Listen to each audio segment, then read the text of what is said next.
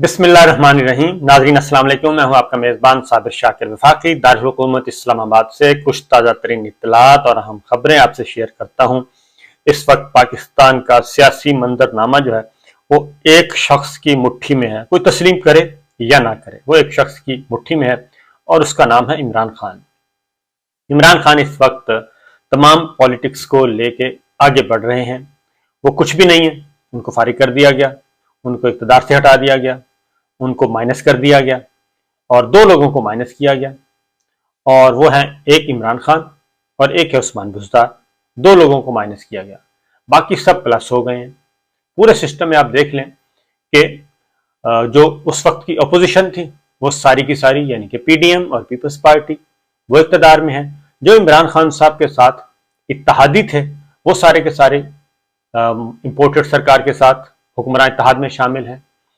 और इसी तरीके से पंजाब में चले जाएं तो उस्मान बुज़दार साहब माइनस हैं और उसकी जगह चौधरी परवेज़ इलाही साहब हैं। खैबर पख्तूनख्वा वैसे ही चल रहा है, सिंध वैसे ही चल रहा है, बलूचिस्तान वैसे ही चल रहा है। दो शख्स लोगों को हटाना मकसूद था और इमरान खान और उस्मान बुज़दार, और इसीलिए इमरान खान और उस्मान बुज़दार हटाने वाला कौन था? कमर जावेद बाजवा साहब थे और तो कोई भी नहीं था। एक सिर्फ बाजवा साहब थे, उन्होंने हटाना था और उन्हीं का फड्डा रहता था। और उस्मान बुज़दार को हटाने के लिए उन्होंने बड़े जतन किए, लेकिन इमरान खान साहब नहीं माने और बिलाखिर ये जो रजीम चेंज हुआ उसमें इमरान खान साहब ने उस्मान बुज़दार से इस्तीफ़ा ले लिया और उनकी जगह पे चौधरी परवेज़ इलाही साहब को लगा दिया। अब पता चला कि चौधरी परवेज़ इलाही साहब को बाजवा साहब ने बनवाया। बाजवा साहब ने कहा था कि आप जाएं, तो चौधरी परवेज़ इलाही साहब का इंटरव्यू आया। मैं सारी बातें आपको इसलिए बता रहा हूँ कि कुछ चीज़ें मेरे इल्म में भी हैं, इसलिए थोड़ा सा तारीख को दुरुस्त रखना चाहिए। चौधरी परवेज़ इलाही साहब ने अपने इंटरव्यू में एक तो उस्मान बुज़दार को बहुत बुरा भला कहा, बहुत ही बुरा भला कहा, और दूसरा बाजवा साहब की बहुत ज़्यादा तारीफ़ें की। और बाजवा साहब को उन्होंने कहा कि वो मोहसिन हैं, इमरान खान साहब के भी मोहसिन हैं और परवेज़ इलाही साहब के भी मोहसिन हैं। परवेज़ इलाही साहब के तो मोहसिन हो सकते हैं, लेकिन बाजवा साहब जो हैं वो बगैर किसी एजेंडे के और बगैर किसी ज़ाती मफाद के आज तक उन्होंने कोई काम नहीं किया। वो ज़ाती मफाद के इर्द गिर्द घूमते थे। इवन अफ़वाज पाकिस्तान का मफाद भी बाद में आता था, उनका ज़ाती मफाद पहले होता था। तो ज़ाती मफाद के तहत ही ये सारे काम वो कर रहे थे। उस्मान बुज़दार साहब को हटाना मकसूद था। उस्मान बुज़दार साहब को हटा के वो अलीम खान को बनाना चाहते थे, वो मलक अहमद खान को बनाना चाहते थे वज़ीर आला। अगर मुस्लिम लीग नवाज के साथ अंडरस्टैंडिंग हो जाती तो मलक अहमद खान वज़ीर आला होते, और वरना अगर पीटीआई इमरान खान साहब मान जाते तो अलीम खान उनके होते। और अलीम खान साहब का ताल्लुक फिर आगे, और वो एक चलती है ट्रेल उनका, उनसे आगे फिर मरासिम है, वो एक साइड पे रख देते हैं, होते हैं ताल्लुकात होते हैं, जाहिर है। तो बहरहाल पाकिस्तानी मुआशरा है, पाकिस्तान में हम सब इकट्ठे हैं, एक दूसरे से मिलते हैं, मिलाते हैं, सारा कुछ करते हैं, ताल्लुकात भी होते हैं, ताल्लुकदारी भी होती है, लेकिन ताल्लुक जो है वो बड़े लोगों के ताल्लुकात जो है वो मफादात में मबनी होते हैं। उसमें सिर्फ मफादात देखे जाते हैं, बाकी सोशल वैल्यूज ज़रा कम ही होती हैं।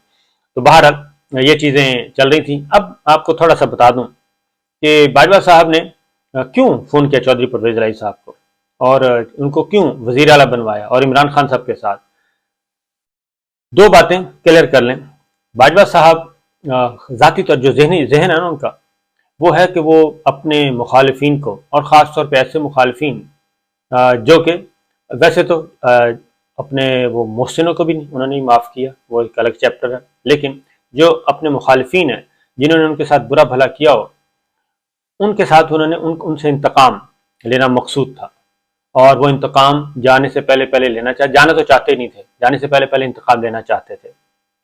इसलिए नवाज शरीफ साहब और मरियम बीबी, शहबाज शरीफ साहब को एक टास्क दिया हुआ है उन्होंने, और वो टास्क जाहिर है अब शहबाज शरीफ साहब इक़्तिदार में आ चुके हैं। अब बाजवा साहब के साथ जो कमिटमेंट हुई थी, तो बाजवा साहब ने ये बातें वो हैं जो बाजवा साहब ने बताई, खुद बताई, ये कोई वो नहीं है, सुनी सुनाई बातें नहीं है। कि शहबाज शरीफ साहब को इसलिए लेके आए हैं कि ये मुस्लिम लीग नवाज के अंदर जो नवाज शरीफ और मरियम बीबी का जो जोर है उसको तोड़ेगा। ये शहबाज शरीफ साहब को टास्क दिया गया था, मलक अहमद खान साहब के जरिए सारे मामला तय हुए थे। ठीक है जी। तो ये टास्क उनको था कि नवाज शरीफ और मरियम बीबी का जो एलिमेंट है मुस्लिम लीग नवाज के अंदर, इसको उन्होंने क्रश करना था, बिल्कुल क्रश करके साइड पे करना था इस पूरे के पूरे ग्रुप को, और पार्टी को अपने कंट्रोल में लेना था। इसलिए ये तो उनको टास्क दिया गया था। इस जो बाजवा स्क्रिप्ट है, बाजवा स्क्रिप्ट के मुताबिक जो कि ड्राइंग रूम में बैठ के तैयार किया गया था, उसके 2-3 आदमी थे, इदारा उनके साथ नहीं था।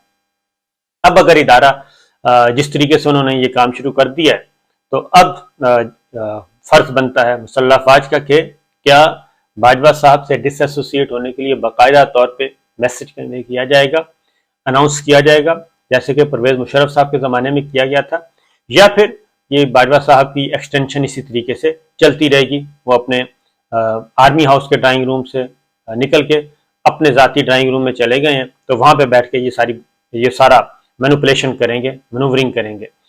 तो ये बहुत ही बड़ा सवाल है, बहुत संजीदा और इंतहाई हसास मसला है कि बाजवा साहब को किसकी आशीर्वाद हासिल है। वो क्यों इस वक्त चौधरी परवेज इलाही साहब को फ़ोन कर रहे हैं, बाकी लोगों को फ़ोन कर रहे हैं, और फ़ोन करके तो मैनूवरिंग कर रहे हैं, ये सारी पॉलिटिकल इंजीनियरिंग बैठ के कर रहे हैं, ये सारा कुछ क्यों कर रहे हैं।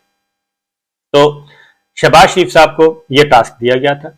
नवाज शरीफ साहब मरियम बीबी बाजवा स्क्रिप्ट में बिल्कुल नहीं थे, उनको पावर में भी नहीं आना था, उनको क्लीन चिट भी नहीं मिलनी थी। ये तो मरियम बीबी की जो एग्रेसिवनेस है और उनके पास कुछ चीज़ें हैं, उसकी वजह से ये सारा मसला उन्होंने वो मज़ाहमत वाली जो उनकी पॉलिसी थी, आंखें दिखा के उन्होंने अपना पासपोर्ट लिया, सब कुछ किया।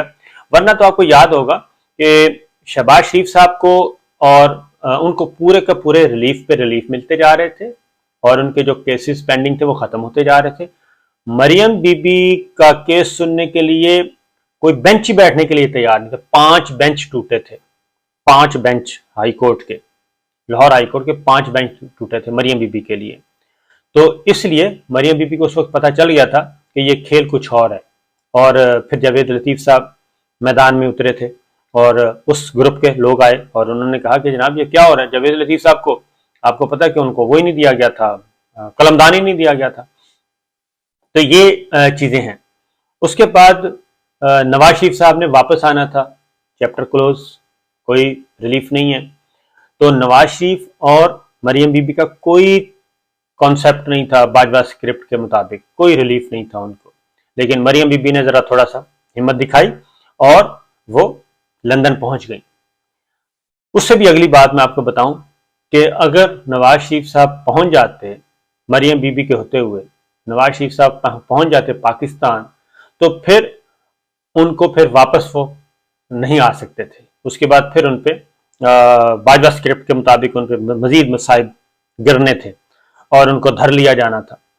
तो ये इमरान खान साहब ने नहीं धरना था, ये किसी और ने धरना था। बहरहाल क्योंकि इमरान खान साहब की तो गवर्नमेंट ही ख़त्म हो चुकी थी। उसके बाद परवेज इलाही साहब को जो असल मसला था पंजाब वापस लेना था। पंजाब नवाज शरीफ साहब के चुंगल से भी निकालना था, मरियम बीबी के चुंगल से भी निकालना था, इमरान खान साहब के चुंगल से भी निकालना था। इनके चुंगल से निकाल के ये देना था शहबाज शरीफ साहब को। इसीलिए हमजा शहबाज को वजीर आला बनाया गया था और उनके हवाले करना था।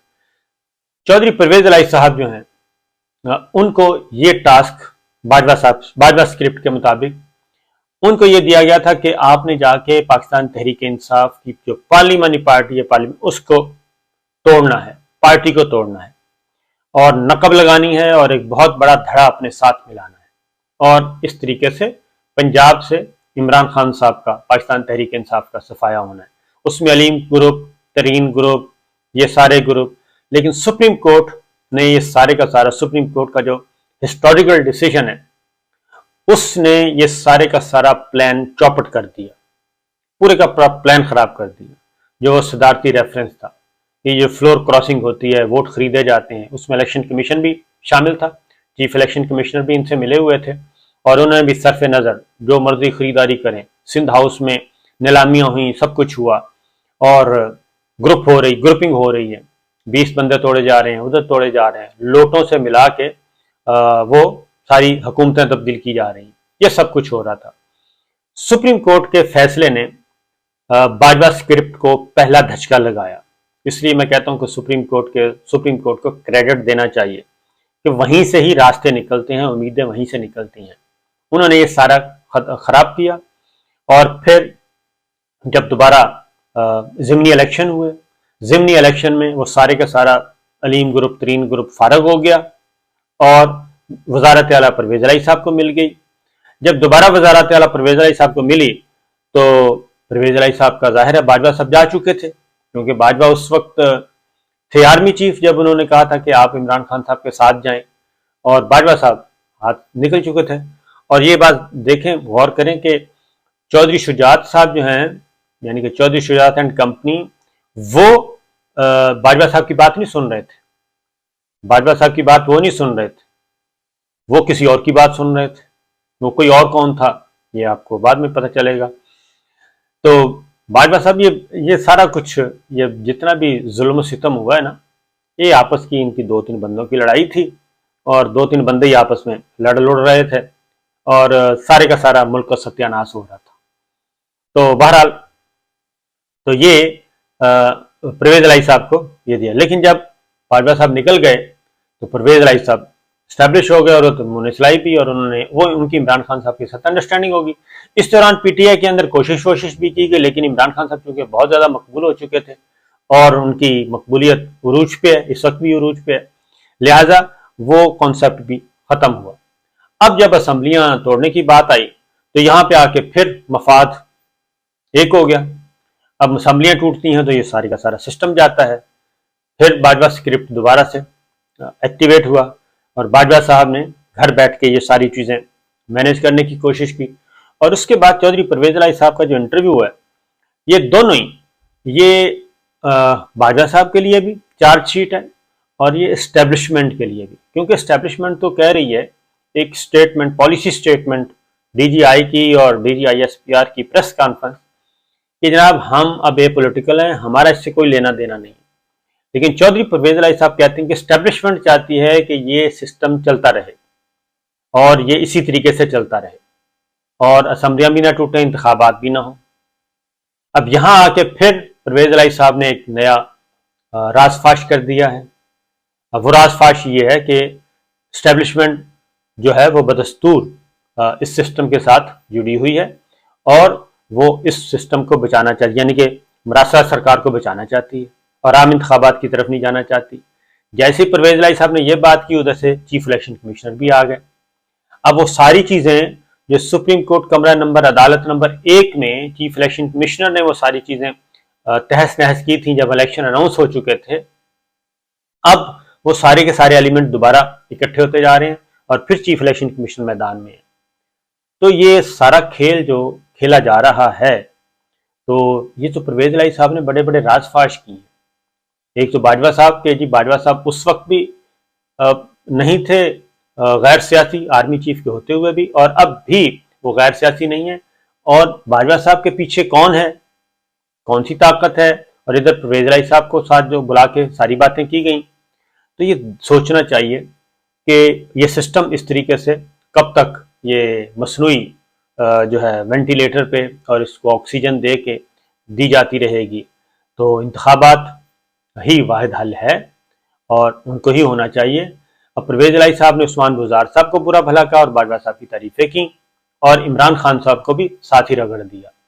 तो इमरान खान को रगड़ा, उस्मान बुज़दार को रगड़ा, बाजवा साहब की तारीफें कर दी। तो यही बाजवा साहब की बहुत पुरानी ख्वाहिश थी। तो परवेज इलाही साहब कहाँ खड़े हैं? मुनस इलाही साहब जाके सफाइयाँ दे रहे हैं चौधरी इमरान खान साहब को कि नहीं, ऐसा कुछ भी नहीं है। तो परवेज इलाही साहब इस साइड पे हैं। अब देखना यह है कि होगा क्या। मेरा अपना ख्याल है कि अब परवेज इलाही साहब भी मैटर नहीं करते। परवेज इलाही साहब भी छोड़ दें अगर इमरान खान साहब को, उससे कोई फर्क नहीं पड़ेगा। वो छोड़ना चाहते हैं तो छोड़ दें इमरान खान साहब।